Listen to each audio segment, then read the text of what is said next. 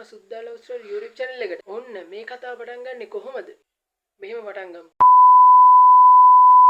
අපි 2-1 එකේ එක්සෑම් ඉවර වෙලා ගෙදර එන වැකේෂන් එක.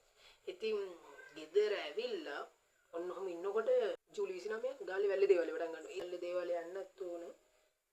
කෝල් එකක් එනවා අපි කැම්පස් එකේ යාළුවෙක්ගෙන් සජ්ජාත්ගෙන්. සජ්ජාත් කියනවා හෙලෝ මචං මම ඇවිල්ලා ඉන්නේ මේ අපේ ගෙදර කට්ටියත් එක්ක බිස්නස් කරන්න. වෙලාවක් හම්බෙනකන් හිටියේ. ඉතින් ඔන්න ප්ලෑන් කරා. මමයි නිරෝෂයි දෙන්නම එකතු වෙලා ගාල්ලට ඇවිල්ලා ගාල්ලෙන් හබරාදුව බස් එකක නැගලා යනවා. පට්ට සෙනගක් ඉන්නේ ඒ වෙලාවේ. මොන දැන් පයින් ඇවිදගෙන ගිහිල්ලා වැල්ලේ දේවාලේට ආවා.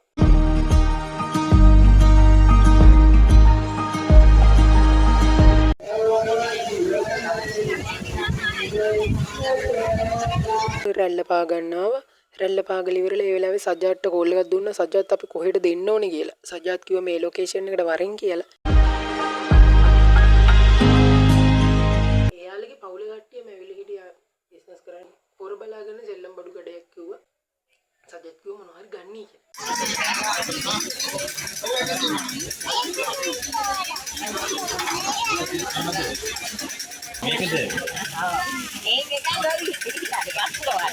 ඔන්න සජ්ජාත් ගානේ අපිට නොමිලේම චූටි තෑග්ගක් දුන්නේ ඒ වෙලාවේ. ඔන්න ඔහම තමයි මේ චාරිකාවත් අන්තිමට ඉවරුනේ.